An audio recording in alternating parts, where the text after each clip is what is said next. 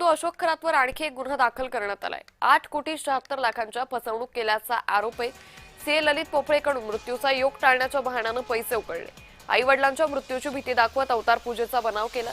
Sarkarwada police ठाण्यात उशिरा रात्री गुन्हा दाखल करण्यात आलाय। पोफळे खरातच्या ट्रस्टचे विश्वस्त आहे। आर्थिक व्यवहारांची माहिती यामुळे मिळते। आता या प्रकरणात आर्थिक गैरव्यवहारांचे मोठे धागेदोरे समोर येण्याची शक्यता आहे।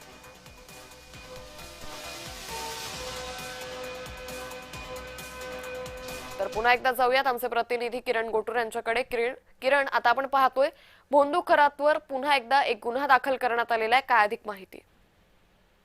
अंकिता, आतापर्यंत अशोक खरातवरती 19 गुन्हे हे दाखल झालेले आहेत आणि 19वा जो गुन्हा आहे तो आर्थिक फसवणूक संदर्भात आहे। आणि विशेष म्हणजे अशोक खरातचे जे ट्रस्ट आहे त्या ट्रस्टवरती विश्वास असणारे ललित पोफळे आणि त्याच पद्धतीने हे ट्रस्ट जे आर्थिक सगळं व्यवहार आहे ते सांभाळणारे ललित पोफळे हेच आता अशोक खरातच्या विरोधात गुन्हा दाखल केल्याचं आपल्याला बघायला मिळतोय।